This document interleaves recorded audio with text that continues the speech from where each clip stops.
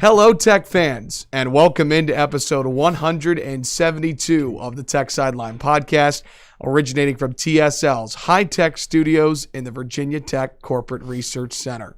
On today's show, a lot to get through today. We've got a great show planned for you. We'll start off by recapping the 75-70 overtime win for Florida over Virginia Tech and the NCAA Tournament. Plus, Virginia Tech women's basketball takes care of Marquette in the opening round of the NCAA Tournament. We'll break down the first NCAA Tournament win for Coach Brooks and his time here at Virginia Tech. Plus, we'll talk a little bit about wrestling. They had their NCAA Championships over the weekend. Keely Rochard continues to impress in the circle for Virginia Tech softball, and the Hokies lose a tough series to Clemson in baseball. All that and more coming up. Episode 172 of the Tech Sideline podcast gets started right now.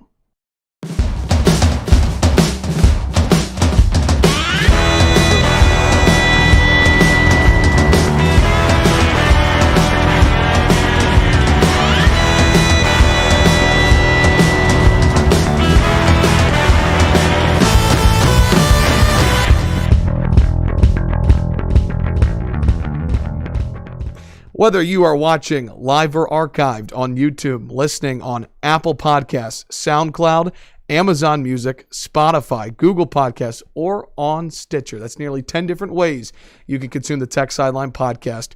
So glad you could join us as we record on Monday morning, March the 15th. Our crew today, as always, to my left, our managing editor here at TechSideline.com, Chris Coleman.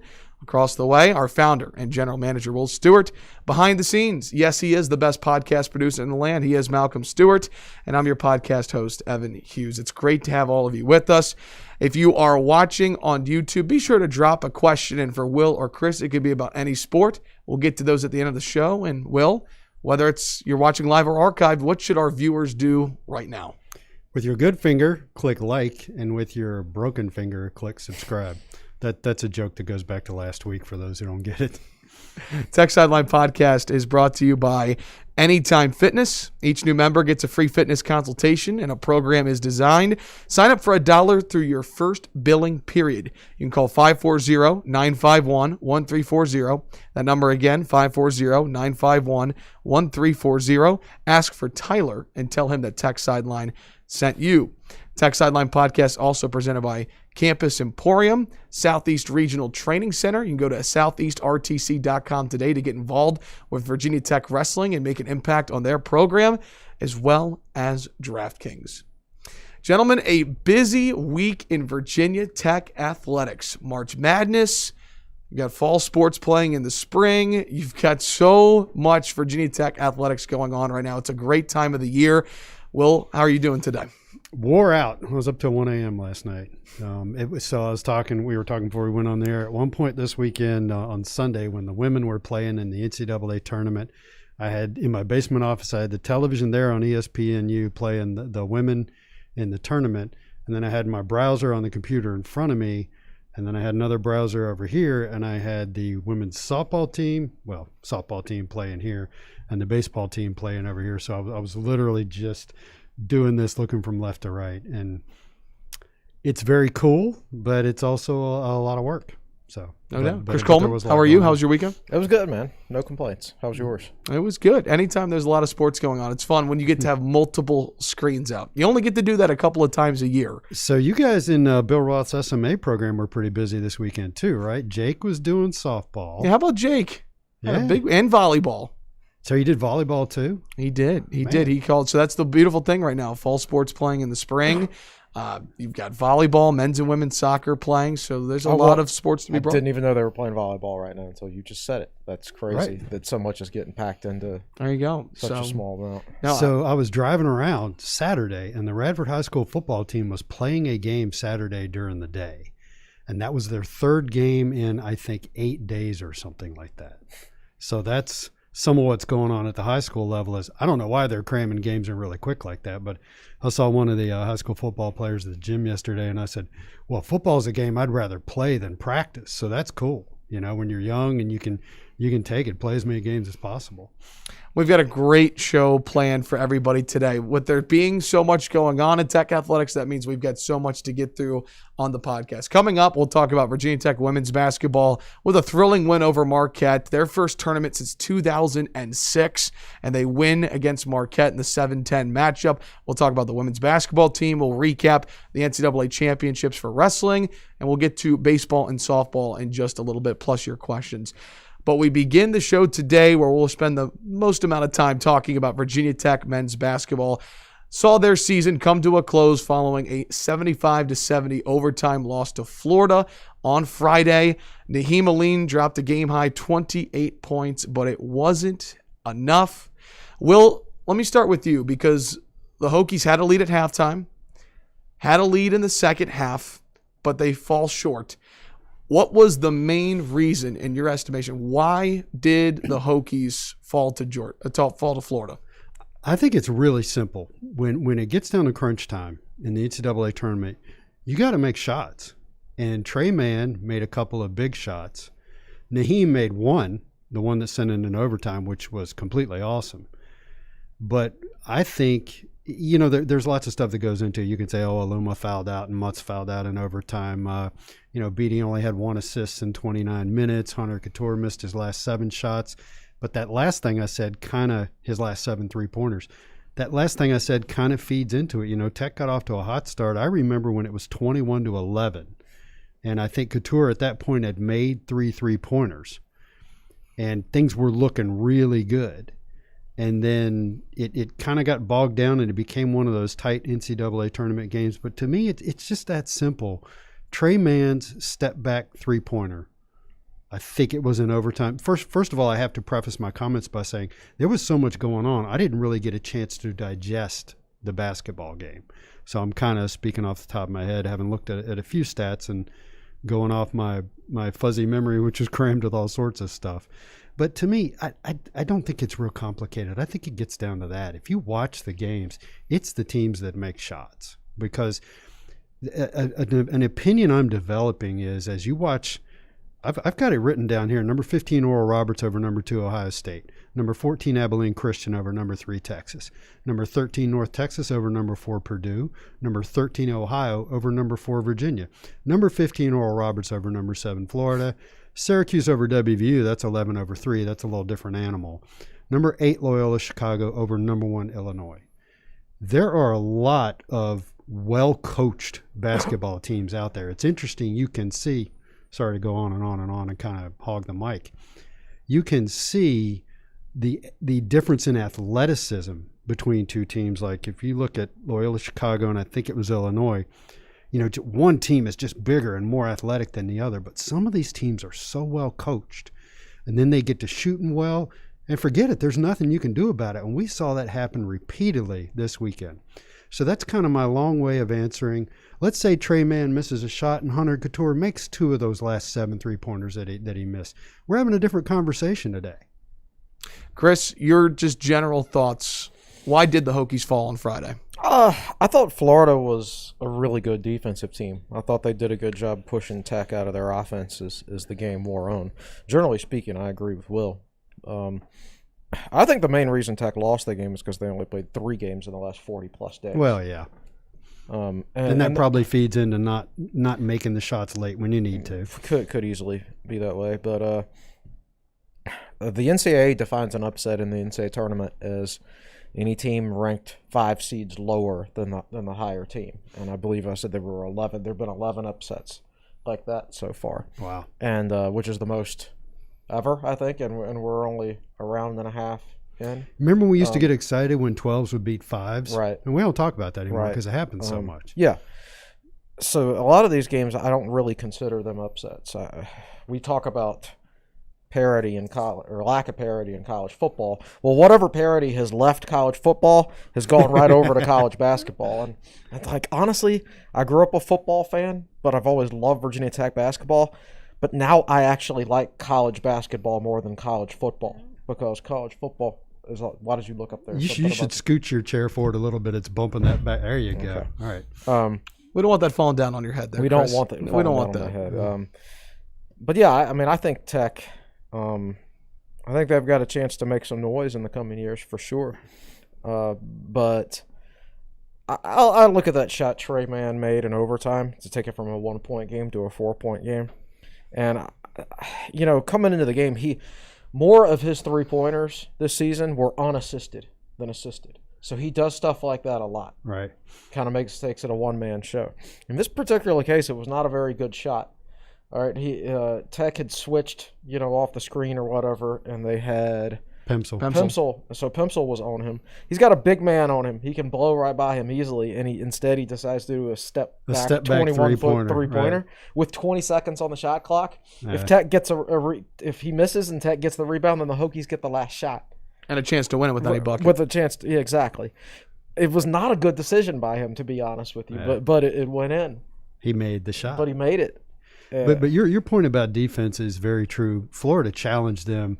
They kind of threw a soft press on them pretty much the whole game, and they challenged them the instant they came over the midcourt line, and they made everything difficult. Right. Florida kind of reminds me a little bit. They reminded me a little bit of the old Oliver Purnell teams at Clemson. Their press isn't as hardcore as Clemson's. I mean, Clemson was just so reliant on forcing turnovers and getting easy baskets, but they'll guard you 75 feet away from the basket like Clemson did. Offensively, they're not terribly sophisticated, but kind of had that feel like you were playing one of those old Clemson teams. I want to talk about Keve Aluma for just a moment. 36 minutes, all-ACC second team, struggled against North Carolina in the quarterfinals, finishes with just 7 points and 7 rebounds, but he did foul out of the game. And Justin Mutz, only 6 points. So, Chris, that's 13 combined points from your two post players. To me, the two in foul trouble had a huge impact on that second half. Yeah, it didn't help, but they got outplayed by Florida's big men is what it comes down to. I mean, the Florida big men, I thought they were physical, and I mean that in a good way. Like, it was rare that Keve Aluma actually caught the ball in the paint. Like the easiest, well, not easiest is the wrong word. The best way to defend a dominant post player is to not let him catch the ball. You don't let him catch the ball and then start defending him, right? Yeah. Well, they barely let Aluma catch the ball on the inside at all, and same for Mutz. Mutz got a few more looks than Aluma did, I thought. But, they were even guarding Aluma out on the three-point line. Nobody's guarded him on the three-point line all year. Yeah, it's really smart. It's like ACC coaches never watch film all year. They just left him wide open all season. And for a while there, whether or not Tech won or lost was kind of depending on whether he made his three-pointers because he was open all the time. This is the first team all year that actually bothered to defend him out there. So for me, it's not so much the lack of numbers. It's if you look, yes, they both fouled out, but Mutz played 37 out of 45 minutes and Aluma played 36 out of 45. And between the two of them, they only took 11 shots between the two of them. That, to me, is the key stat. It's not so much that, Mutz had 6 points, Aluma had 7. Mutz had five rebounds, and Aluma had 7. But it's really about the lack of being a major factor in the game. A couple of those were like Mutz three-pointers too, right? Like he attempted 2 or 3 three-pointers. Yeah. So, the Tech could not get the ball inside to their big men. Tech has a lot of scholarship players on the roster, but they don't have I wouldn't say they have much NCAA tournament depth right now. Like, yes, John Ojiako's on the roster, and I think he can certainly be a good player for Virginia Tech one day. And he'll get more minutes next year, but he's not ready for the NCAA tournament right now because he missed the entire preseason and basically didn't start playing until January. And then the program got shut down twice. So he's just out of rhythm, and you can't trust him right now. Yeah. Bamisil's a freshman. Darius Maddox is a freshman. And Jalen Cohn's hurt. So, some of those guys you don't want to throw into the fire in an NCAA tournament game because you're trying to win the game. It's not a February 15th matchup against Wake Forest where you can just put anybody in there. You're trying to survive in advance. You'll get criticized for not using more players. But at the same time, if you had, like Tyrese Radford played all 40 minutes, right? I don't think he ever came. 45? He did. He played all 45 minutes. Excuse me, yeah. Wow. Right. So Now, I can sit here and make the argument that Radford was worn out at the end of the game, and he probably was, and that at some point they probably, Joe Bamasill should have gotten 8 minutes or something like that just to give Radford a blow so he's fresher for the end of the game. But at the same time, what if Bamasill comes in the game and just is lost like he is a lot of times on defense when they do put him in? You are listing guys who need to get better on defense, which is critical in the NCAA tournament. Right, exactly right. So, I could criticize for saying you probably should have got some of those guys some more rest, but when their backups come in and give up points and aren't as good, it's you can make the argument both ways. Ultimately, Tech just got beat. In hindsight, what I wish they had done more was foul number 4, the one who I forgot. DeRugi? Yeah. He threw down. If you say so, Gesundheit. He threw down that amazing dunk to start overtime, but he also missed the 2 free throws he's only a 50% free throw shooter. And when overtime started, I'm sitting there thinking, okay, we can't stop them right now because we weren't stopping them at all. Tech wasn't stopping them. I was like, our defense should be let him catch it and foul him. The hack-a-shack defense. Because you don't want to foul the other big man because he was making all his free throws. I do want to point him out real quick. Colin Castleton, 43 minutes. We're talking about the big men and the difference. So Aluma ends up fouling out as well as Justin Mutz. Castleton in 43 minutes, 14 boards, 19 points, 1 personal foul. I am not a guy who and this isn't directly related to Castleton only having 1 foul. I'm not a guy who talks about officiating, but even Aluma couldn't help himself. He went on Twitter yesterday, and I don't remember exactly how he phrased it, but he said something like, sounds like I need to learn how to wall up on defense because apparently I don't know how. And he included 2 pictures of himself playing straight up, hands up in the air defense. Yeah, I thought they've called some ticky-tack fouls on Tech. I thought the refs got too involved. I thought they called some ticky-tack fouls on Tech. I don't have a problem with them only calling 1 foul on Castleton because you're not going to get a foul called on you as a big man if the other team can't get the ball in the paint, right? Yeah. Right. So, a couple other things I want to point out. Let's talk about Virginia Tech for a little bit. And let's start with Naheem Aline, who was a huge bright spot. We've talked about on the podcast the last couple of months or so, Naheem has been very hit or miss. He might not score a point entire game, go 0 for 8, 0 for 9, or he might go off like he did in 38 minutes. 28 points, which is a Virginia Tech record, single game in the NCAA tournament. Right? No, when he was at 30 points, it was an NCAA record. Then they corrected the box score. That's right. So the record is still Glenn Combs, I believe, with 29 points. So let's clear that up. If you watched the game and you were on Twitter immediately after and you saw that Naheem Aline had 30 points, that's where I'm coming from. They incorrectly attributed 2 Tyrese Radford free throws late in the game they incorrectly attributed 2 Tyrese Radford free throw makes to Naheem, giving him 30 points, but that wasn't accurate, and they fixed that later. There we go. So, at any rate, 28 points. He played with 4 fouls, 8 of 11 from the charity stripe, 4 of 10 from deep, including the 3 that sent the game into overtime. Chris, his best game of his career, but with Cone out, with Couture struggling in the second half, in a way, Naheem Aline really kept the Hokies in the game as that second scoring threat with Radford. Yeah, it was the Radford-Aline show, for sure. And they just needed 1 more guy. Right. Yeah, for sure. And if they could have got one of those 2 bigs going, it would have been a different story. I think Aline's a talented player. I know a basketball scout who told me when Aline was being recruited and he signed with Tech, he said he thinks Aline would be I forget whether he said a 1,200-point or 1,400-point scorer in his career at Tech. He agreed. He's a hit or miss player. I've said that at this point. Sometimes he does score 28. Excuse me. Sometimes he does score 28. Sometimes he does score 0. If you can get him a little more consistent, then he's got a chance to be a really, really good player. So what year is he this year? Oh, he was a true sophomore this year, so he'll be a true sophomore also again next year. Yeah. I believe out of all 5 of Virginia Tech's starters,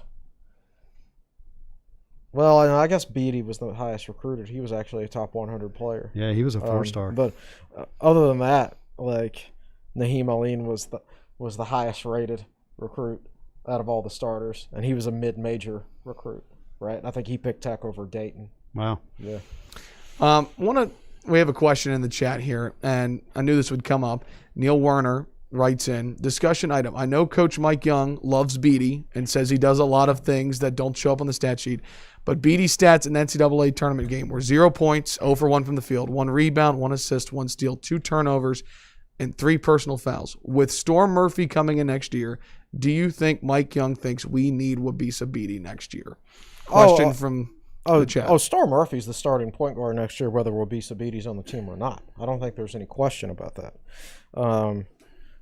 And honestly, did we talk about this last week? I think you and I think we did. I think we actually talked about Beatty on the podcast because we were talking about Storm Murphy. He basically had a tweet about Storm Murphy's dance that went viral. Right. But it was a funny, joking tweet. Yeah. So he was kind of like welcome to Blacksburg type of thing. And he's welcoming his replacement, basically. Yeah. Yes, great teammate and everything like that. But Mike Young would not bring Storm Murphy in here without the intention of starting him and playing him 30 minutes a game. When you just look at the numbers, again, let's go over them. In case you missed last week's podcast, Storm Murphy shoots almost 42% from three-point range. He shoots 85% from the free throw line. He has a career assist-to-turnover ratio of roughly 2-to-1, which is kind of where you set the bar for college point guards at least. He has the potential to, you can't leave Storm Murphy open. You can leave Wabisa Beatty open. Yeah. So that's why we think he's going to come in and start next year. I mean, it's not a question of thinking. It's a 100% fact that he's going to be Tech's starting point guard next year. Because he wouldn't come here unless he knew he was going to start. Yeah. Because he had plenty of other options. I'm sure he could go right back up to Wisconsin and start there. It's shocking that they actually let him get out of that state because normally that's where he's from. He's the type of player that thrives at Wisconsin. I don't know how they overlooked him. I would like Beatty to come back next year because he is eligible to come back, of course, as everybody is. Because if he comes back, then he's arguably the best defensive specialist in the country. At the end of the game, when you need a stop, then he's in the game at point guard. So how many points did Trey Mann have in however many minutes he played? Trey Mann's numbers, 44 minutes, so he played all but 1 minute.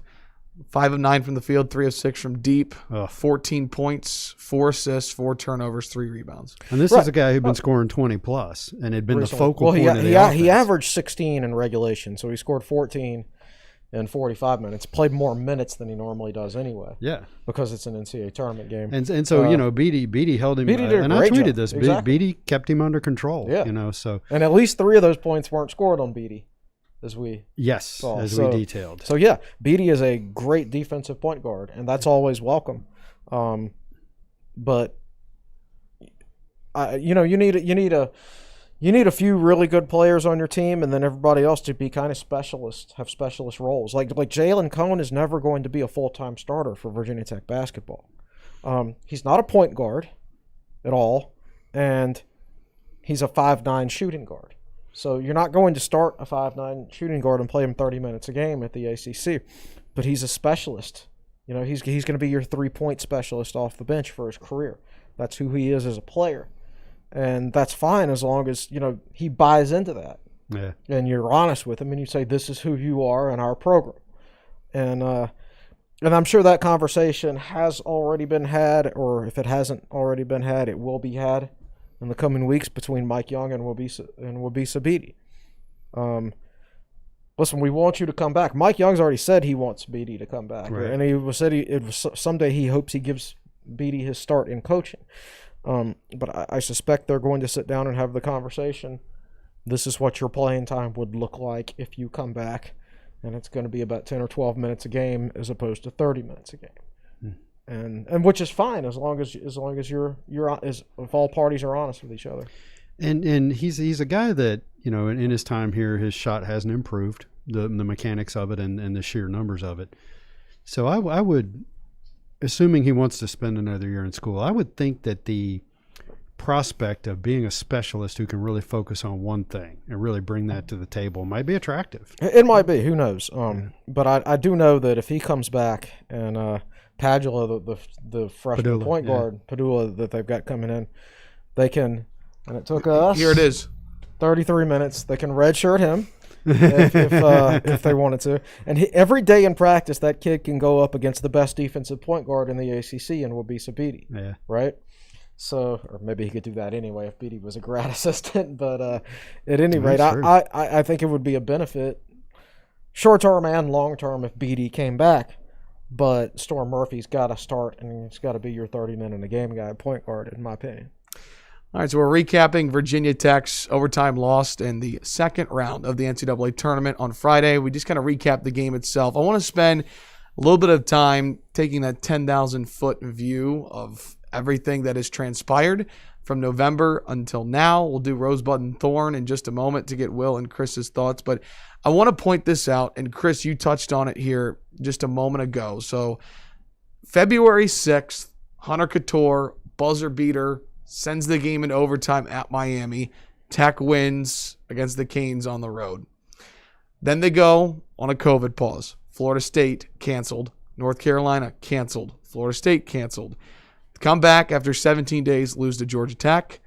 Beat Wake Forest on February 27th. Louisville canceled. North Carolina State canceled. And then the ACC tournament. And then the NCAA tournament. Yeah. So the Hokies won just one game. That was February 6th against Miami. After that one game, that was Wake Forest from their COVID pause. And Will, I remember on the podcast specifically after that when Virginia Tech went on the COVID pause, and you said something to the extent of you are rethinking your entire expectations for the season and where the level is and what Virginia Tech would look like when they come back. Because I thought COVID would derail them. Yeah. And in a way, it's just so hard to get into a rhythm when you didn't play that many games down the stretch. Do you think it impacted this team from February to now, how the season finished? I do, and without being inside the program every day, I can only speculate. But we know that Hunter Couture's effectiveness went down, and he was a big part of a lot of their early success. But if you look at the last two losses, North Carolina and Florida, they ran out of gas at the end. And I don't want to blame it on the last conditioning. 10 minutes of the game. Yeah, but the game plans were excellent against North Carolina and excellent against Florida.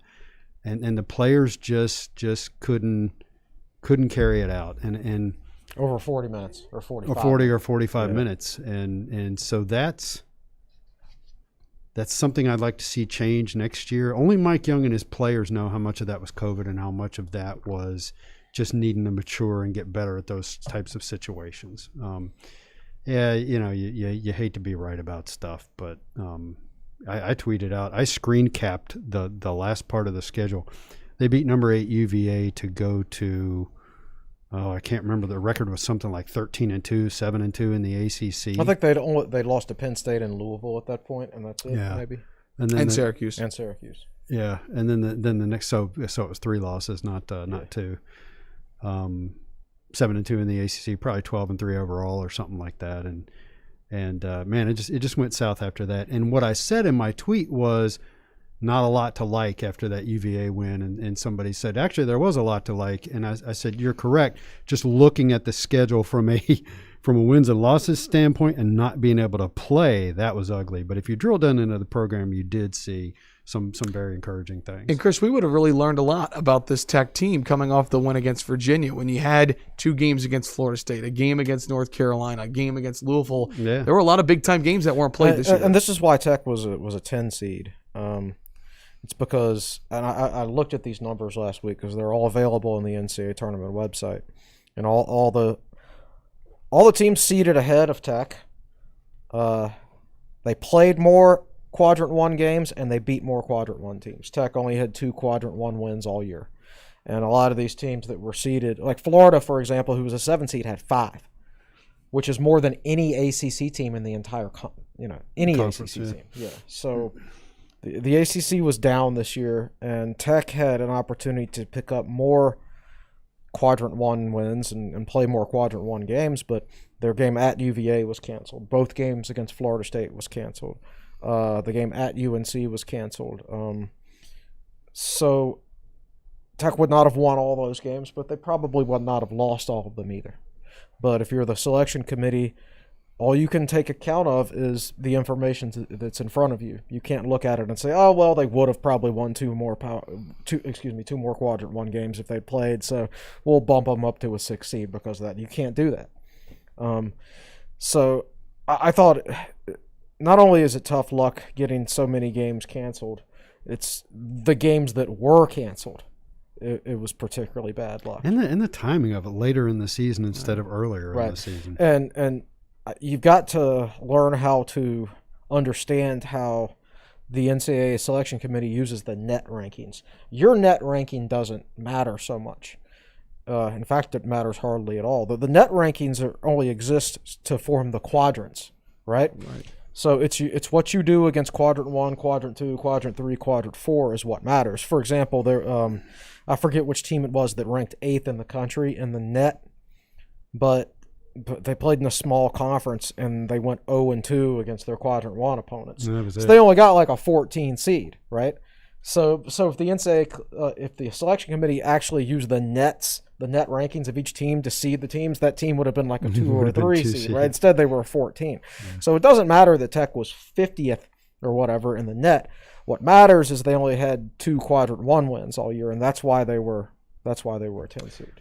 So you look at this season as a whole, Will. Preseason picked to finish 11th of 15 in the conference. Tech finishes 3rd. Mike Young, Coach of the Year in his second year. Keve Aluma, All-ACC second team, one of the surprises of the conference. Make the NCAA tournament for a 4th consecutive NCAA tournament, of course, with last year not counting, but it does technically go down as 4 in a row. How will we remember this season for Virginia Tech men's basketball? Ahead of schedule. And possibly derailed from doing even better things because of the games that they weren't able to play. But to me, just ahead of schedule. I never would have guessed. You remember when Mike Young was hired and they had, 3 players on the roster? Something like that. A couple more in the transfer portal or something like that. If you had told me 2 years ago, I guess, about 2 years ago, that they were going to make the NCAA tournament this year, I'd have said, "Are you kidding me? How's that going to happen? Who's going to be on the team, right?" Yeah, right. How's that going to happen? Right. So if you really want to take the 50,000-foot view, that's it. I want to be a part of March Madness as much as the next guy. Like when Naheem Aline's shot went in, I thought, yes, they're going to run that on the highlight shows, and they probably did, but there was a but that followed, and I want to be a part of March Madness as much as the next guy, but you got to pump the brakes and realize they're ahead of schedule, and I'll just leave it at that. I think I would agree with that, ahead of schedule, and then it's also, I think the season is defined by several big wins that people take notice of. Obviously, beating Villanova and Bubblesville, beating UVA. I forget exactly what UVA was ranked in, but they were number 8, and Tech really basically sent the warning shot that UVA wasn't all that. Right. Now, I think by then Gonzaga had railroaded them pretty. Oh, that was when UVA's program was shut down. I remember. Not that Gonzaga wouldn't do that anyway. Yeah, but UVA was playing pretty well, number 8 in the country, and then Tech put a 19-0 run on them in the second half, right? Yeah. And that kind of told everybody, yeah, UVA's not all that, and so that was important. Sorry to interrupt. Yeah, and then it's a big deal to the fan base to beat Duke, so you can throw that one up there to a certain extent. The Duke game this year does not count as like a quadrant 1 win, so it didn't count in the NCAA selection committee's factoring of where Virginia Tech should be seated, nor should it, because Duke didn't make the NCAA tournament and only went 13-11. But yet, it was still a big moment for the fan base whenever we beat Duke. So being ahead of schedule, and then I think several big moments that people took notice of is how I'll look back on it and remember. Well, Hunter Couture making that big game-tying 3-pointer that showed he can do it because he missed one against Louisville. Mm-hmm. Yep. And Aluma hanging 30 points on. Did he do that more than once? He was up around that level more than once. Yeah. I know he got to 30 once. And I guess you could play the what if game too. What would have happened if there was no COVID and they had got to play those games at the end? Of course, I don't remember what their original schedule looked like. If you're going to play the what if they there was no COVID game, then what did their original ACC schedule look like before they redid the schedules? Yeah, right? and the funny thing, we sit here and we've talked about the schedule a couple of times, and I keep thinking, they missed out on a home game against Louisville, and then that voice in my brain's like, well, so what? There would have been a couple hundred people there, and maybe they would have beaten Louisville. But how about we save that one for a full Castle Coliseum? That's true. That's a good point. Yeah. So yeah, that's I think that's all I've got. I think it was a good season for Tech. Yeah. I think I don't know. Are we going to talk expectations? How about we do this? Final thought here for men's basketball. Let's combine expectations into my favorite game that we do on the podcast. Right. Rosebud and Thorn. For those that have not listened or watched the podcast, I will ask Will and Chris their Rosebud and Thorn going into next season for Virginia Tech men's basketball. The Thorn is a thorn, something in the side that Virginia Tech needs to work on, something that they can improve upon. The bud is something that is blossoming, that could become a rose, which is something that is really good. So I'm going to put you guys on the spot here. Let's start with the thorn. Chris, I'll start with you. What is the thorn for Virginia Tech men's basketball heading into next year? I think the thorn is that they lack athleticism. Oh man, he stole my thorn. It's not an athletic team at all, and you can see that when they get out in transition. Well, now Boots Radford is athletic. Besides and Bamisile, if they can ever get him going defensive, right? Those two guys are athletic if you can get them on the court. Well, Boots is on the court all the time, but not so Bamisile. But when this team is out in transition, they lack the fluidness, they lack the athleticism. They just aren't. They aren't quite as smooth when they get out there. And sometimes you can bludgeon them into submission if you're North Carolina. Right.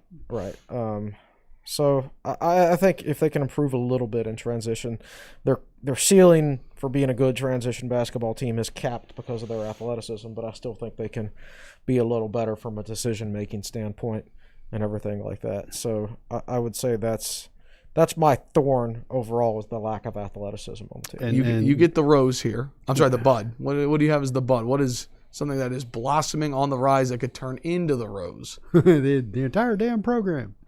I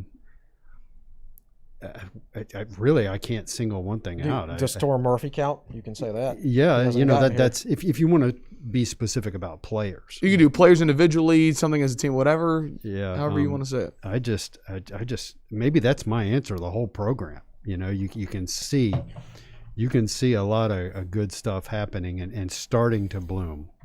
They're not quite there yet. So that's the way I'm going to answer the whole program, from the coaching to the player buy-in and development. It's all blossoming, all of it. All right, and the rose. What is the best part of this team heading into next year? Either can answer. I think it's Mike Young's ability to first of all, just flat out his pure coaching ability. You can see that already. That's not a bud. You can see it. But to get a little bit more specific, his ability to build a roster and develop players. Those are all kind of in the same basket. It all goes back to Mike Young. Their age. I mean, everybody's eligible to come back, of course, but the best players on this team are juniors or younger. Yeah. So they've got a window over the next couple of years where they've got a chance to be really good and make deep runs in March, depending on the matchups they get in the tournament. Last question. Ceiling for this team next year on Monday, March 22nd, months away from next year. Give me your March predictions. Ceiling for next year's team. What is it? Well, 15-team ACC, I would say the ceiling is top 6. Somewhere in that top 6. I think they have the ability to do that depending upon the schedule. And they finished third this year, but you can't say, I expect them to finish third, because we don't know what the schedule is going to look like. Schedules are unbalanced. I mean, Tech had the easiest schedule out of all the Power 5 teams basically this year amongst their conference games. So, yeah, you finished third, but you didn't have to play Florida State. You didn't have to play North Carolina. You missed one of your games against Virginia, so that's why the NCAA doesn't use conference standings in their in the selection process, because the schedules are unbalanced. But yes, I have top 6 NCAA tournament bid, I guess. Yeah, and the ceiling, the tournament's random. It's very random, but and I have to be careful how I phrase it. It's not my expectation. I don't think it's the ceiling. I just think the potential there is to be a Sweet 16 team. You know, they had a chance if they could have gotten over the Florida hump, they would have played Oral Roberts. Now, Oral Roberts turns out to be a pretty darn good basketball team. But it's almost like I wonder if Virginia Tech would have done better against Oral Roberts than Florida did, because Virginia Tech is better coached than most teams. So I just wonder. But looking a year ahead, a Sweet 16 appearance next year would leave me satisfied. That doesn't mean I'd be unsatisfied with less, because it's just so random what happens. You don't know the draw, the seedings, the matchups, the flat out luck. One thing about the 2019 too, Virginia Tech opened up with the win against St. Louis in the NCAA tournament, right, and then Liberty. And no disrespect to either of those two teams, but that was a pretty good draw. Liberty was a 12 seed, so our path to the Sweet 16 was the 13 seed and then the 12 seed, and then boom, you're in. And after so many years of being an 8 or a 9 seed and facing the best team in the country in the next round, or having bad luck, blah blah blah, bad matchup against Wisconsin, that kind of stuff, that was the one year where you're right. They rolled in and it was just relatively. There's no drama. I was almost disappointed. It was pretty easy. I was almost disappointed because that was the first time Tech ever made a Sweet 16, and. They didn't. Liberty gave the Hokies some problems, but I'd never at any point during that game did I think Tech was going to lose. Yeah, it was the least dramatic Sweet 16 appearance that I ever. No last second buckets, no beating a higher seed, none of that stuff. Well, that's why maybe it felt like the Hemoline, that was going to be the moment, the buzzer beater. You know, Nance on the call for the onions and with Raftery. But anyways. Well, we've still got a lot to get through here on episode 172 of the Tech Sideline podcast. We've got to talk about an NCAA tournament win for Virginia Tech women's basketball. They did that on Sunday against Marquette. We've got to talk about the NCAA wrestling championships and highlight Keely Rochard, who's on fire this weekend for softball. Before we leave basketball behind, though, let's do the Big Ten ACC thing. Sure. Out for the Big Ten, they had, if I'm counting correctly, they had 9 teams invited. Out is number 11 Michigan State, and these are seeds. Number 2 Ohio State, number 4 Purdue, number 1 Illinois, number 9 Wisconsin, number 10 Rutgers. Still in, and as a matter of fact, all 3 are playing today, so who knows what happens after if you're listening to this later. Number 2 Iowa, number 1 Michigan, and number 10 Maryland. So 6 of them are already out, and they got 3, and I guess that means none of them have made the Sweet 16. They got 3 teams today that get a chance to make it. So out for the ACC, number 4 Virginia, number 8 UNC, number 10 Virginia Tech, number 9 Georgia Tech, because what's his name couldn't Moses. play. Moses, right. Yeah, Moses, right. Number 7 Clemson, they're all out. Still in Syracuse, who's already in the Sweet 16, and Florida State, who plays today. Somebody somewhere asked the question, if you had been told that 2 ACC teams would make the Sweet 16, and it would be Florida State hadn't made it yet, and it would be Syracuse and Florida State. No, it was something like, who would you pick? And I'd be like, oh, well, Syracuse and Florida State. It's absolutely who I'd pick, because Syracuse is just they're a tournament team, and that zone of theirs is a nightmare. When they made the Final Four a few years ago, they were a play-in team, for goodness sake. They were an 11 seed. And they're shooting the lights out right now. So they do that, and Buddy Boeheim is peaking, And then Florida State, because it's Florida State, man. So I'm not the least bit surprised that those are the 2 ACC teams still left. But again, it's such a crapshoot. Like, the Pac-12 is the worst conference in basketball, according to every single metric. Did they go undefeated or something this week? Yeah, they haven't lost. Yeah. Oh, gosh. Yeah. No, it's been all right. So it's a really good point about the Pac-12. Anyways, that's an interesting point, especially about the ACC Big Ten Challenge. We should bring that back up in November when the ACC Big Ten Challenge happens. So now, in the last 12 ACC Big Ten challenges, the Big Ten is 7-2-3. So the ACC's only won 2 out of the last 12 ACC Big Ten challenges. So I'm not talking smack. I'm just pointing it out because we're not in a position as the ACC to talk smack to the Big Ten. No. Well, we're getting ready to take a break here, but first, a message from DraftKings. The tournament is in full swing, and the action has not disappointed. DraftKings Sportsbook, America's top-rated sportsbook app, is putting new customers in the center of action. Bet $1 on any tournament game, and if your team wins, you win $100 It's that simple. Turning $1 into $100 is 100 to 1 odds. Pick any college basketball team that's still in the hunt for your shot at winning $100. All it takes is a $1 bet and that team winning their next game. There's no better way to put your college basketball knowledge to the test than to put your money where your mouth is with DraftKings Sportsbook. Don't worry if college basketball isn't for you. DraftKings Sportsbook has 100 to 1 odds on select fighters for this weekend's UFC 260. DraftKings is safe, secure, and reliable, so you can deposit and withdraw your funds at your convenience. Download the top-rated DraftKings Sportsbook app now and use promo code TSL. That's promo code TSL when you sign up to turn $1 into $100 if the college basketball team of your choosing pulls off the win. That's code TSL to turn $1 into $100 for a limited time, only at DraftKings Sportsbook. Must be 21 or older, Virginia only, new customers only, restrictions apply. See DraftKings.com/sportsbook for details. If you or someone you know has a gambling problem, call the Virginia Problem Gambling Helpline at 888-532-3500. We'll step aside for a break. When we come back, we talk about Virginia Tech women's basketball win against Marquette and the opening round of the NCAA Tournament. You're watching and listening to episode 172 of the Tech Sideline Podcast.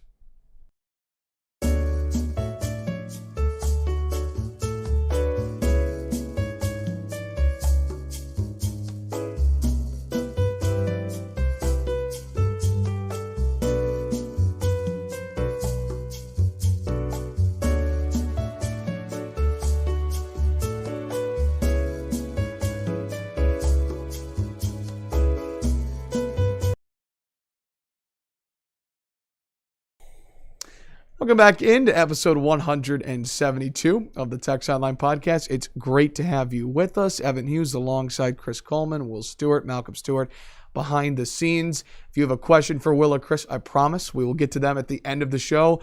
Drop it in the YouTube chat, and we will close the show with that. All right, we stay on the hardwood, and we stay on the conversation of talking about the NCAA Tournament. What a day on Sunday for Coach Kenny Brooks and company as a 7 seed playing the 10 seeded Marquette Golden Eagles. Virginia Tech wins in their first NCAA tournament since 2006. It was a very exciting game and a game in which the Hokies really controlled the game from start to finish. Marquette kind of made a push at the end, but the Hokies able to hold off Marquette. Couple of notes. Elizabeth Kitley, 23 points, 8 rebounds. Azana Baines, the Duke transfer, was terrific with 15 points and 7 boards. Georgia Amore with 13. We'll get into the fine details of this game in just a moment, but just from a broad perspective, just how big of a win was this for Coach Brooks and company in the NCAA very tournament? Nice. I'm glad you set the table because the last time Virginia Tech played in the NCAA tournament, women's basketball, 2006, and they won a game, by the way. They won by like 30 points in their first game. I believe they were also a 7 seed that year. They were a 7 seed this year. To put this into perspective, it was Beth Dunkenberger's second year as coach. She had a somewhat long career here, and then Dennis Wolf, and now into Kenny Brooks. Seth Greenberg was in his 3rd year as the men's coach. Frank Beamer was 9 years away from retiring. Malcolm and I were in elementary school. Yes. 2nd grade, Malcolm, in 2006? Yeah, he would have been 7 years old. And Jim Weaver was 8 years away from retiring as athletic director. He'd only been athletic director for 9 years at that point. That's just... When I compiled all that and I put it on Twitter, I actually didn't put it in the game recap because it's not really game recap material. I don't know. You can argue about that, but that kind of puts in perspective how long it's been. Now, as we've talked about many times, they would have gone last year, but still, it's been a long time. Yep, and this was a team, Chris, that started 2-7 in league play, got back to 500, made the tournament, and I tell you what, Elizabeth Kitley played one of her best games of the year on Sunday. Gosh, what did she score the first, how many points? 5 points, and it seemed like it was the one-woman show there early in the game for sure, and it kind of was the whole game to a certain extent. But yeah, definitely one of her best performances of the season. I think it's important to have good post play in the tournament, and it's ultimately, if you can't score from a couple feet away from the basket, it's going to be tough to win in March. As the men's team found out on Friday, right? That they couldn't score on the inside with their bigs. So I think that makes it much easier for everybody else when you can establish a post presence like that. But from a program perspective, I mean, I thought it was a big win, especially considering how they started the season. They remember, I guess it was 2 or 3 years ago when they made the NIT finals against Indiana, but they got hot in the NIT, but that year they lost the leads in so many games that year. Like, they were an NCAA caliber team that year. They just lost the lead in the fourth quarter so many times, over and over and over again. And then they were doing that again this year, early down the stretch, or not down the stretch, before the stretch run began. And that's why they started 2-7. But they kind of flipped a switch like the second half of the ACC season, and that didn't happen to them anymore. So hopefully, so I was actually a little bit concerned when they were up by 10 or 12 going into the fourth quarter. So they were up 6. Well, so they were up 9 going into the fourth quarter, and with 2 minutes and 3 seconds to go, it was 64-49, if I remember correct. Okay. 64-49. They're up by 15. Marquette hit 4 3-pointers and a layup in the next 84 seconds. 14 points in 84 seconds. Yeah. So I said on the message boards, I'm like, you can't really blame that one on Tech, although they did turn it over a couple of times and go 2 of 4 from the free throw line. But that's more a case of Marquette just going nuts. Yeah. And scoring, 14 points in a minute 24. But I was concerned going into the fourth quarter based on past history. Yeah. But fortunately, hopefully past history is just that, and they've put all of that behind them, and that will be an issue. So the key play down the stretch was it was roughly 30 seconds left to go, and it was 66-63. And Virginia Tech ran the shot clock down, and Keely took a fadeaway with 10 seconds to go, and airballed it, right, Evan?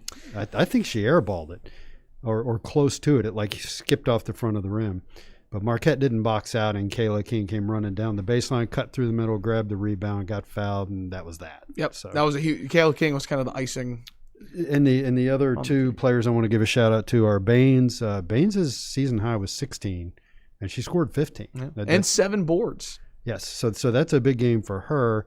And who is the backup guard who made 2 3-pointers? That would have been Deja Green, transfer from Wofford. So graduate student Deja Green, and I believe it was her I was talking about in the recap, had only scored something like 7 points in her previous 16 games. And she went 2 of 2 from the outside to get 6 points in this one. So it's other players stepping up. And, of course, what we're not talking about is Aisha Shepard. Is it pronounced Aisha or Asia? Asia. Okay. And that was important to go off. So Aisha Shepard, just 7 points in 29 minutes. She did turn the ball over 5 times. And Chris, I mean, that's a mark of a good team, right? When you can pick up, where others aren't producing, honorable mention All-American. So, I mean, the Hokies really picked up around her. Right, they did. And we don't know how much she was able to practice over the last couple weeks from her injury in the ACC tournament. And then she played against NC State. She played 38 minutes. She played 38 minutes. And that game hurt, and went 2 of 15, I believe. Right. So she was nowhere close to 100%, and that was 2 weeks ago.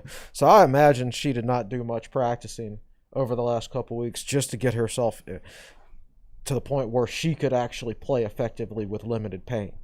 Yeah. So I doubt she's in a great rhythm right now. But hopefully playing in that game yesterday maybe gets her back in rhythm to a certain extent. We'll see. She played 30 minutes yesterday, 2 of 7 from the field, and I only got to see the second half. I didn't get to see the whole game, and she didn't play a whole lot in the second half, or just wasn't real active. I didn't think she looked bad. She wasn't limping around or anything. Georgia Amor also poured in 13 points as well, added 5 assists. And 4 rebounds. So a nice game for the freshman point guard. Yeah. And so up next for the Hokies, 7 o'clock on Tuesday, ESPN2. Nice. The 7-seeded Hokies will get the number 2 seed and the number 5 overall team in the country, the Baylor Bears, who have been a power in women's basketball for quite some time. However, I'll say this. I don't know a ton about Baylor off the top of my head. Didn't do a ton of prep on them. I just know a lot about their program. But here's the thing. Watching Elizabeth Kitley and her moves down in the post. I feel like, Will, she's gotten so much better this year in the second half of the year when she's double teamed. She can work through a double team, and she's gotten to be a better passer. So I think if Shepard can play well on the outside and Keely can establish herself down low, I mean, this is a Tech team that has beaten number 2 NC State on the year. Yes, I know Cunane didn't play in that game, but still, they're capable of pulling the upset tomorrow. They're capable of upsetting just about anybody, except maybe the really top team. So a couple of comments. As good as Keely is, she still has a lot of room to improve in the areas you were talking about that she's getting better in, taking more contact, playing stronger, and being more physical, which is really interesting to say because she's already really good. Right. She at last I heard she was 5th in the country in double doubles, 3rd in the ACC in scoring. So she's a phenomenal player as a sophomore, and you can still see the areas where she needs to improve because the scouting report will get out on her and they'll beat her up, and you could see teams doing that, and she's getting better at counteracting that.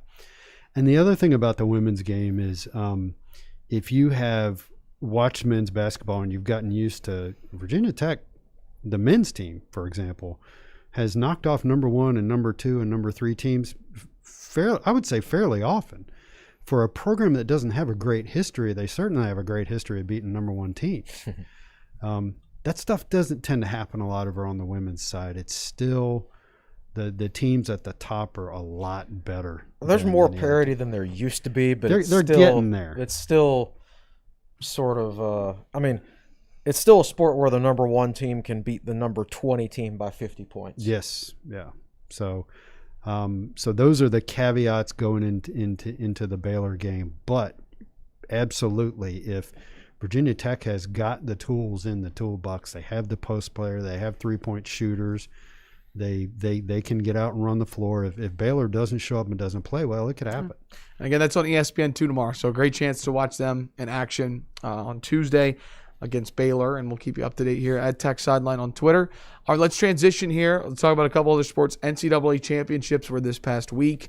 For wrestling. And Hokies finished 14th in the tournament with 36.5 points. I think it was actually 15th. That's what I put in the recap. Okay, so listen to this. It's actually really hard to get to the NCAA site and find updated brackets and team scores. But what I found said that it was produced at 9:21 p.m. on Saturday. So are you sure it was 14th or was it 15th? This is Hokiesports.com. Well, okay, they win.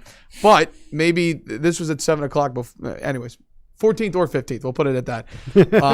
But not the finish the Hokies were looking for, Will. However, I think the headline was Mekhi Lewis coming off of his injury against Pittsburgh to end the regular season, medically forfeits the ACC championships, comes out with this big brace on his shoulder. And Chris, I don't know if you got the chance to see the highlight, but wrestler from Navy in immense pain, able to finish and had to withdraw from the tournament. Just tough to see. It's tough to see. I figured, you knew he would give it a shot. They held him out 2 weeks. Was it 2 weeks ago, ACCs? Correct. Yeah. It's unfortunate. I feel bad for him.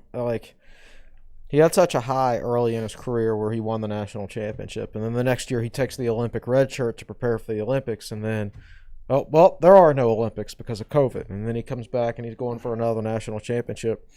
Was he unbeaten going into the ACC tournament? No, he had, the injury forfeit to Wenzel at Pittsburgh. I'm sorry. Until then. He was up until the last weekend of the season. He was unbeaten. He had won like 27 in a row. Right. So he won it. You come out and win every match, and then boom, you get hurt and you don't get a chance to defend your national championship. So it's been a tough couple of years for Mekhi. I'm sure personally too, when you consider all that stuff.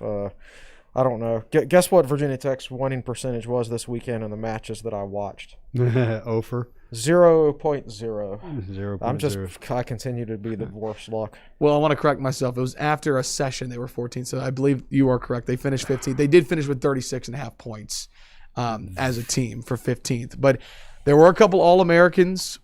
Sam Latona, number 2 seed, finished 6th. Corbin Myers, who was the highlight of any Tech wrestler, finishes 4th at 133, and then Hunter Bolin 7th at 184. But there were some opportunities there for those guys to go a little further than they did. So Sam, I saw both of his losses to the same Utah Valley kid, if I was reading the brackets correctly, and it just the guy Sam's a redshirt freshman, correct, Evans? I think he's a redshirt freshman, and the Utah Valley kid, I think it was a redshirt junior, but he was just thicker, and Sam just couldn't do anything with him, and he lost to him, got dropped down into the consolations. I don't remember exactly what happened down there, but he did suffer another loss down there. But he did wind up facing Lamont, the Utah Valley kid, again, and he lost again. So he ran into a guy that he struggled with. As the number 2 seed, Sam certainly earned it, but he was probably a little overseeded. Right. So I think 6 is good for a freshman. It's terrific to be on the podium as a freshman as an All-American is a big deal. Yeah, and Corbin Myers as a 3 seed finishing 4th. You know, he basically wrestled to seed. I thought Hunter Bolin ran out of gas there at the end, particularly in his very last match. He just didn't have anything left. But back to the subject of Mackay, that was hard to watch. You know, I did not see the first round. His first match, I didn't see it live. I did see the one against the wrestler from Navy that he beat 3-2, and Mackay just was clearly in pain. And at one point, he took a full 2-minute injury timeout before going back to the mat, and he still won. I mean, you could just see the fight the whole way, and it was really hard to watch. Turns out, going back and looking at the first match, I did watch that on replay. It didn't look nearly as bad as the second one. You could tell the injury was bugging him, but in the second one, it was just – and everybody in the wrestling board was like, man, if he bows out now, that's fine with me. And he did. They announced the next day that he wasn't going to wrestle anymore. Well, there was so much to take away from this year for Tech Wrestling. Again, they finished the season ranked number 2 and number 3 in 2 different polls after the dual meet season. But the injury to Lewis unfortunately kind of dampened the really good regular season. And so if he had wrestled to seed, it would have bumped Virginia Tech up into the top 10. Correct. So 15 sounds bad. They were kind of the number 7 or 8 going in. And I think Virginia Tech at this point is a better dual meet team than they are a tournament team. There's 2 different sets of rankings. You get ranked as a dual meet team and you get ranked as a tournament team. And they're different. So for some perspective, they won the dual meet championship. They barely finished second at the ACC championships, but that was without Mackay. Not that they would have won it. I don't think they would have won it, but it was a close second. And then finishing 15th at the NCAAs, the 2 ACC teams that were ahead of them were NC State, which finished something like 5th or 6th, and Pittsburgh, which came in somewhere around 10th or 11th. I don't have it right in front of me. So it's kind of weird. It's 2 different animals, dual meets and tournament stuff. Well, let's transition quickly here, and then I promise we'll get to your questions as advertised here on episode 172 of the Tech Sideline podcast. Let's quickly talk softball and baseball because if you like strikeouts, this was a good weekend to watch Virginia Tech softball. Keely Rochard, Chris, I just want a thumbs up from here. Struck out 8 batters in 4 innings on Friday, but then 19 strikeouts in 1 game Saturday, which was a career high, and then came back on Sunday and struck out 19 batters. That's 46 in 3 games.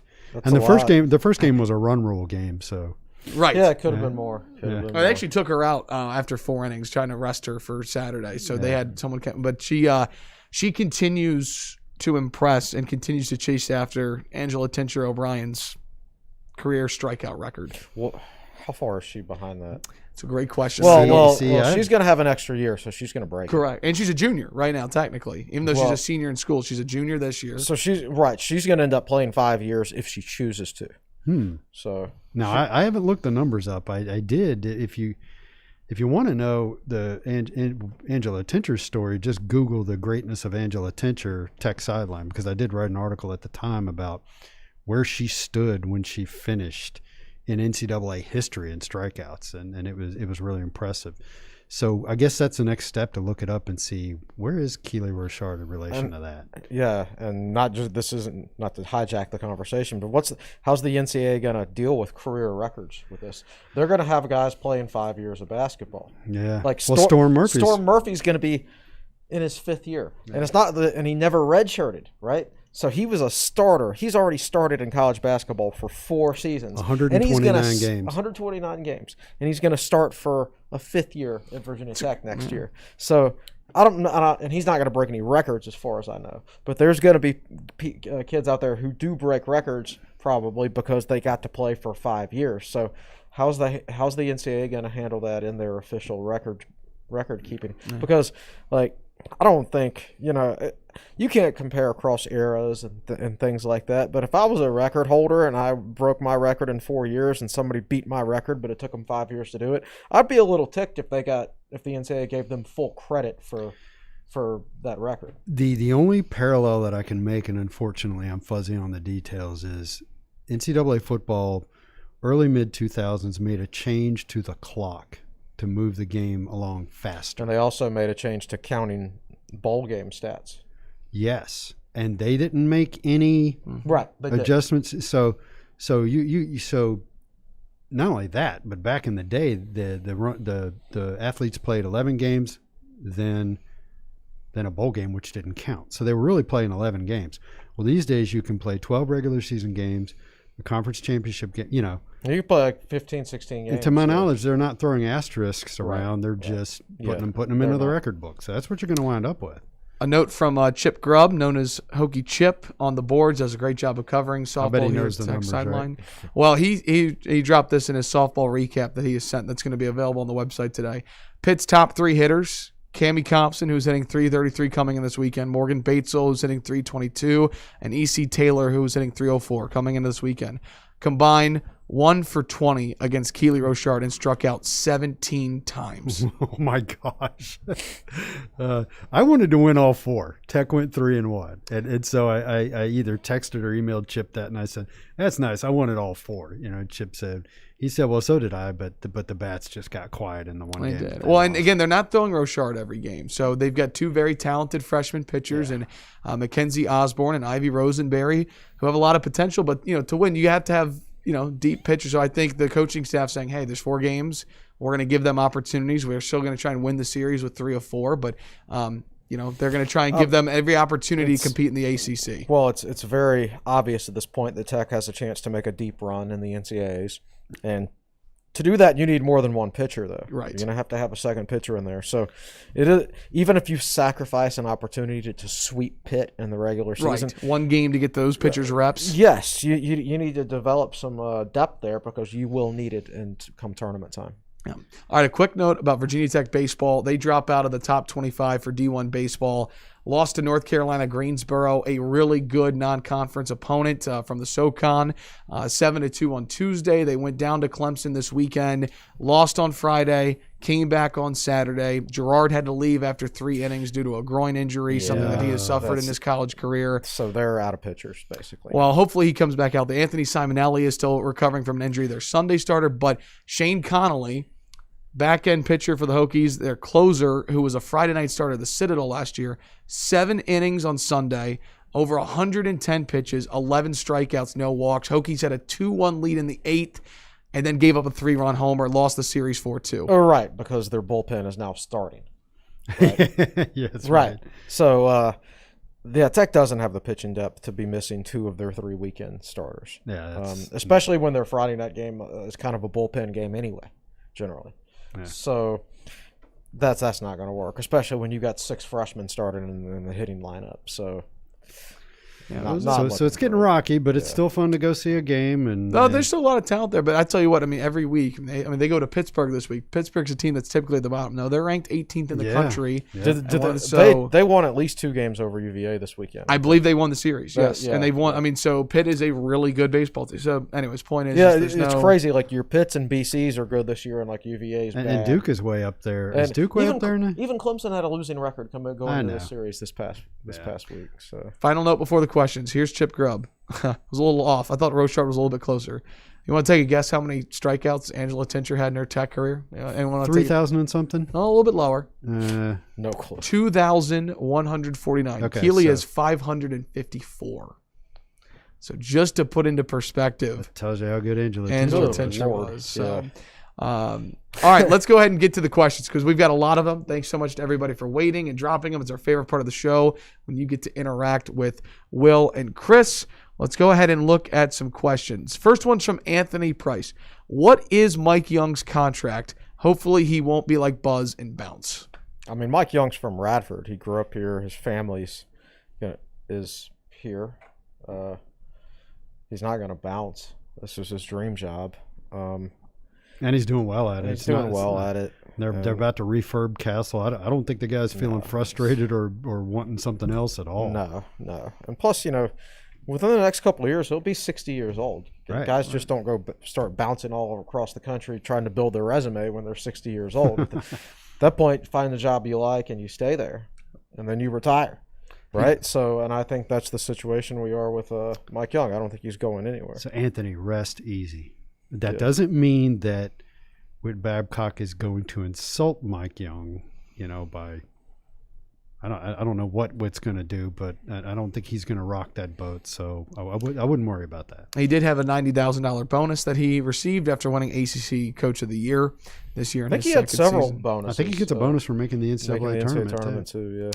Yeah. Let's see a couple of other questions here. I saw the perfect comparison. Matt Hart says, Cuse basketball is Georgia Tech triple option football. Teams get into the tournament and don't see that zone all year round. Absolutely. I like that. Yeah, no doubt. Well, they were in the play-in game a few years ago and then made the Final Four.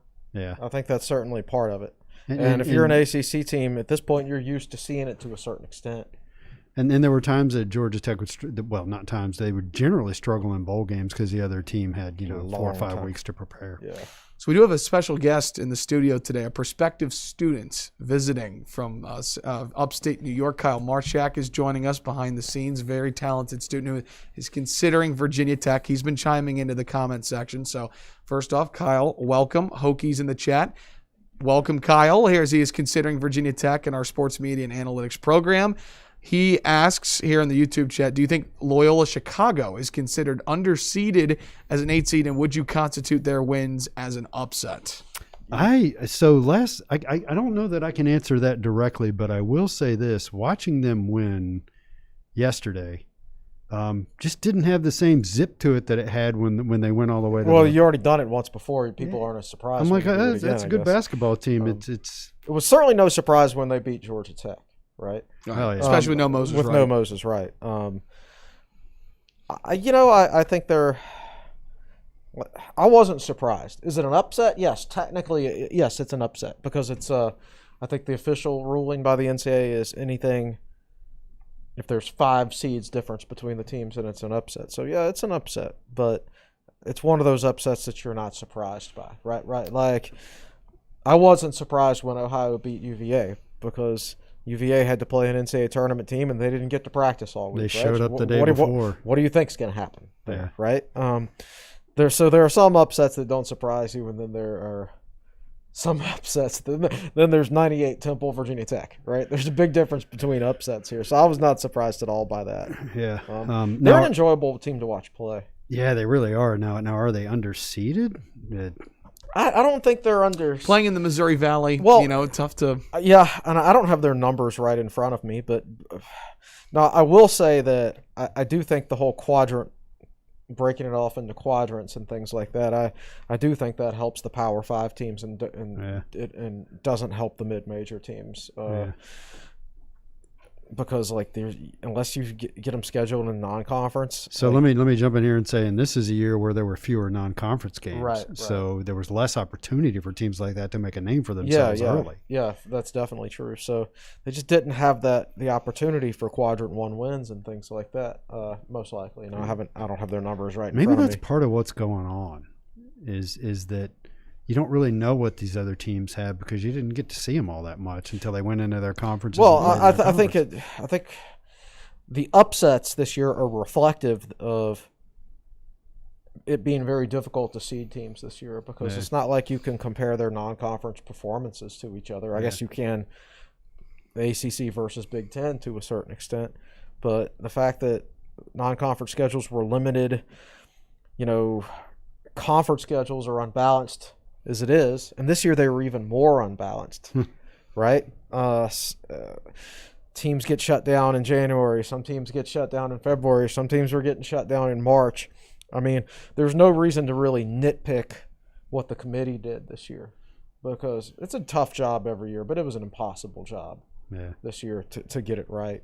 Fun team to watch, though. Yeah, I don't think you can say that based on the numbers they were underseeded, but it's certainly not a surprise that they were that they won to me. All right, so we have a question that could be a full podcast discussion. So I'm going to try and rein it in as we are going a little bit over on time. So I'm going to ask the question, but we have a couple more I want to get to. This is from CT Hockeyvex. Does Virginia Tech athletics just lack a postseason culture of confidence and swagger? We have no team national championships, one finals appearance in football, and one semifinals appearance in soccer. Whatever direction you want to take that in. I know we could spend a lot of time on this, but how would you respond to that question? I wouldn't think so because, I mean, you're talking about throughout the history, multiple athletic directors, multiple players, multiple coaches. I think, generally speaking, whenever Virginia Tech has gotten into a semifinal or a final or whatever, that they've lost to a team with more talent. I would put it this way: they were conference nomads for forever up until 2004, and that especially impacted their ability to compete in non-football. Oh, I mean, Virginia Tech used to be around 100th or worse in the Directors' Cup. Yeah, I mean, it was fewer than 20 years ago. Virginia Tech's full amount of scholarships wasn't even funded, and so since then. It's been even more difficult to bring yourself up to an equal footing because the TV contracts have really kicked in and there's so much more money at the SEC and Big Ten schools. And the other thing that I see, Penn State essentially bought themselves a really good wrestling program because they have the money to do that. Clemson, softball, is what, second in the conference? They just started. Yeah. They built a $10 or $15 million facility. They've bought themselves right out of the gate a really good softball. They've won 17 games in a row right now, by the way. And so it's haven't lost since Tech beat them. So it is difficult to overcome some of these historically great programs. And you're right, this could be a whole podcast, so I'll keep it short. It's just difficult to overcome some of these historically great programs. And then you have moneyed programs deciding they want to start something to be good at it. Well, remember when Penn State started an ice hockey program the other day? That's probably actually what I'm talking about. The Penn State ice hockey program was started from scratch, and they built a $100 million ice hockey arena. Because one alumnus. One alumni gave it to him, who happens to be the owner of the Buffalo Sabres. Right, So there you go. Good answers. I'm serious. That would be a great, as we get into the spring and we have more time on our hands, I feel like that's a great discussion. We could spend, honestly, like 40 minutes to an hour on that one question. Just one more little nugget. Yep. Look at the job that has been done building the track and field programs here at Virginia Tech. Yeah. If you do that for another 10 or 15 years, you're still going to not, for example, knock off Oregon or whoever it is that's super awesome at track. With their Nike. You're going to bang your head on the ceiling, no matter how good you get. All right, a couple of other notes. Billy Parvenham asks, are we at the point with men's basketball that we should expect at least a win in March? No W's other than 2019, or should we just be happy to be there given the program before Buzz Young plus the madness of the tournaments? My expectation for the basketball program is to make the NCAA tournament more times than not. If you continue to make the tournament on a fairly regular basis, then you will start winning games. So you're not going to win a game every year, but once other years you might win 2 or 3. I can't. I'm not the type that goes into a season and say, "Oh, this is my expectation." Whereas here's where I think we should finish in the ACC because all the schedules are unbalanced in the ACC, man. You can't even think about where Tech finishes in the ACC anymore. and because the schedules are unbalanced. Like, you might get a double bye this year. Oh, great. Well, Tech did play the easiest schedule in the ACC this year. Got a double bye. They might not get a double bye next year because their schedule might be tougher next year, right? So I don't think about Virginia Tech standing in the ACC at all when it comes to the standings and how they're seeded in the ACC tournament, because that schedule's unbalanced and you don't have any control over that. Likewise, you don't have any control over your first round matchup or your second round matchup, even things like that in the NCAA tournament. So I don't go into each year saying, oh, I think they should go to the second round this year, or I think this is an Elite Eight team. Right. So much of it is dependent on the matchup, which is out of your control. Yeah, so while you were talking, I looked up Mike Krzyzewski, and he started at Duke in 80-81, and he didn't win a championship until 10 years later. So his first 3 years, NIT quarterfinals, no postseason. NCAA. You have to go a lot. And you have to be really good, and you have to get some breaks. I've got a friend, Andrew Alex. Double A. His dad went to Duke, and I think his dad was like running the student newspaper at Duke at the time, and he wrote a editor's column for the Duke newspaper in like his third or fourth year at Duke about how Mike Krzyzewski needed to be fired as head basketball coach at Duke. Right? Yeah, so that's great. And then sometimes, and I remember this because I remember watching this in 1990. Duke had a let's see, what do we got here? They were 29-9 overall for the year, so they were very good, and they made the championship game against UNLV. Excellent UNLV team that smoked them. And then the next year, Duke was a little better. They ended up 32-7. They ran into UNLV in the semifinals, and the next time around, they were mentally tougher. Mm-hmm. They'd seen it, they lived it, and they did a better job of it. And sometimes, unfortunately, you have to do the same thing over and over. Yeah. And it's tough to be patient because you're talking about playing a game this year and then getting your next opportunity a year later. Right. These things are years that pile up. Yeah, exactly. Man. Speaking of buying championships, man, you just talked about UNLV. All right, one more, and then I promise we'll wrap things up here. Let's go with Ronnie Adams here. I know Coach Mike Young wants to find a 5. Does he or y'all have anyone on the radar? And let me add to that end of the question. Or is John Ogiaco that guy you think is next year the year that he finally cracks into the starting lineup? I think they'll try to find one. I think they'll bring a guy in if they feel like they can find the right guy. But if they don't, then I think they'll try to find a high school player with a high ceiling who might not be particularly highly ranked. But I don't think they're going to go out there on the grad transfer market for a guy who's going to be a role player or something like that. I think they would only go out there for the right guy. Just my opinion. I could be wrong. Do we know who that guy is? Heck no, man. No, you can't get that information. No clue. I don't think the guy who's transferring from UMass is going to be the guy. You know, he signed with UMass. I think didn't his mom marry one of the assistant Mitchell. coaches? His last name's Mitchell. Yeah. Isn't it Trey Mitchell? Isn't that his name? Well, his mom married one of the assistant coaches at UMass, and now he's in the portal. He's in the portal, and I'm guessing Pops is in the portal too for whoever wants to hire him. So I don't think we're gonna. Think we're gonna get him. We'll see. And he was recruited by Buzz. He wasn't recruited by Buzz here. Correct, he wasn't recruited by. But I mean, he's a great player, and I think that would be a huge pickup. But great player. I don't think that's in the cards. Ogiaco needs a preseason and to be healthy. Mike Young has shown he can develop players. No, he hasn't had a chance to develop Ogiaco. I mean, the guy couldn't start practicing basically until late December. Had no preseason, and then the program got shut down twice, and he couldn't practice then. So it's just you can't judge Ogiaco on what you saw this season. You can only give it the off season. Yeah. I got nervous. My producer's over there crawling around underneath the desk plugging things in. Malcolm's dropped his phone. That's the perfect time to signal that. I think our time is complete. There's always one question we always close with. Here to end every podcast. Chris, it's Monday, March 22nd. A lot going on in Tech Athletics. What's coming up on TechSideline.com this week? We will have a Brandon Patterson article later today. His article about the weight room, by the way, was awesome. Was really good, yeah. I'll have a basketball column kind of a reflection, maybe look ahead, expectations column, and then more football stuff later in the week. Okay. Will, it's a great time to become a Tech Sideline family. $84.99 the annual price, $8.49 the monthly price, $29.99 the student price. I will tell you, we don't do free trials, but just sign up for $8.49 a month, try it out, and if you don't like it after a month, email me. I'll give you your $8.50 back, your $8.49. And lastly, if you're watching on YouTube, what should you do right now? Like and subscribe. All right, that'll wrap things up for us, gentlemen. Any closing thoughts before we say goodbye?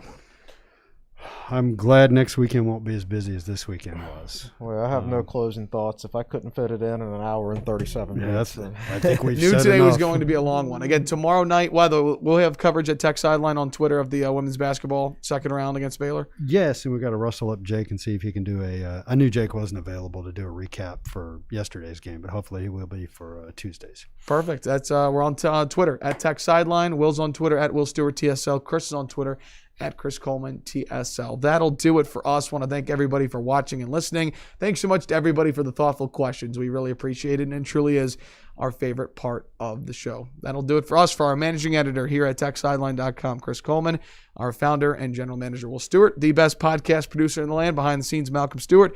I'm your podcast host, Evan Hughes, saying so long. Thanks so much for watching and listening to episode 172 of the Tech Sideline podcast, presented by Anytime Fitness, DraftKings, the Southeast Regional Training Center, and Campus Emporium. Have a great week, Hokies.